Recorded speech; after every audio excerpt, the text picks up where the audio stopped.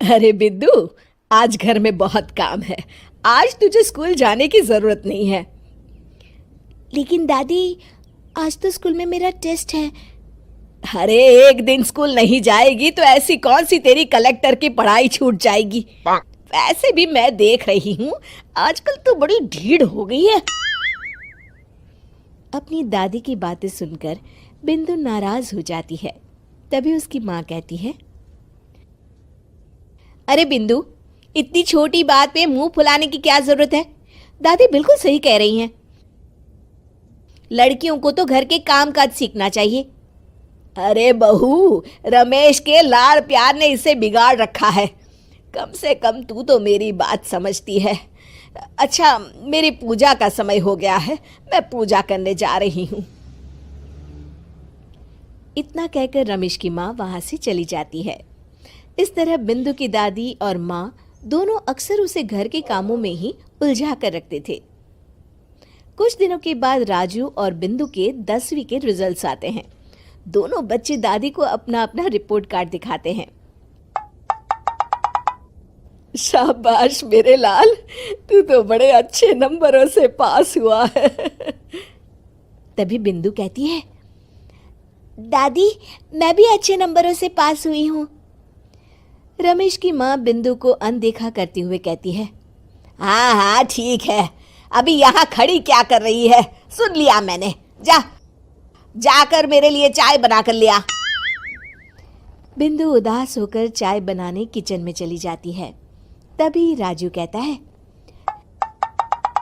दादी, मैं क्रिकेट के कोचिंग सेंटर में एडमिशन लेना चाहता हूँ। अरे वाह राजू बेटा, ये तो तूने बड़ी अच्छी बात कही।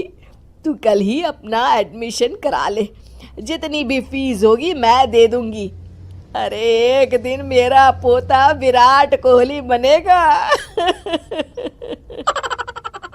इस तरह अक्सर रमेश की माँ अपनी पोती बिंदु के साथ दुर्व्यवहार करती थी। कुछ दिनों के बाद रमेश की माँ और उसकी पत्नी दोनों सास बहू मिलकर राजू का एडमिशन अच्छे स्कूल में करवा देते हैं, लेकिन बिंदु का एडमिशन नहीं करवाते।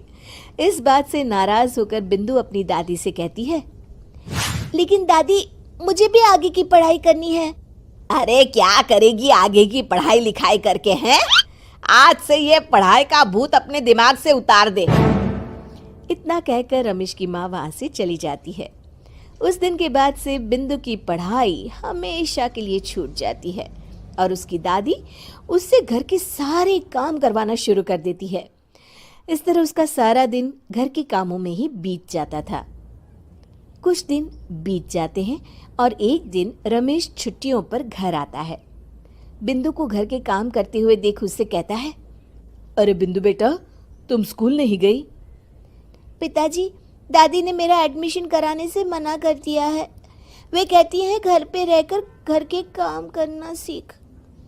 अपनी माँ का ये बर्ताव देख रमेश को बहुत गुस्सा आता है और वो अपनी माँ से कहता है, माँ, ये तुमने क्या किया? आगे की पढ़ाई के लिए स्कूल में बिंदु का एडमिशन क्यों नहीं करवाया?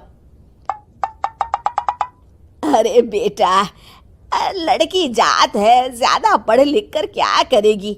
वैसे भी शादी के बाद तो इसे घर के ही काम करने हैं ना। तुम किस जमाने में जी रही हो माँ?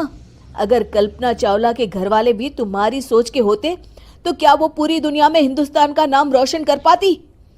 इसका स्कूल छुड़वाकर तुम इसका भविष्य बर्बाद कर रही हो, लेकिन मेरे रहते ऐसा नहीं होगा। बिंदु बेटा, कल ही तुम्हारा एक अच्छे स्कूल में एडमिशन करा दूंगा। तुम जितना चाहे उतना पढ़ो।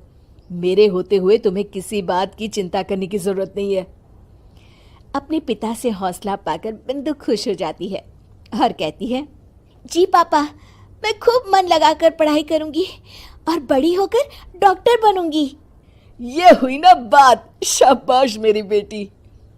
शिक्षा, लड़का हो या लड़की, हमें दोनों को आगे बढ़ने का मौका देना चाहिए।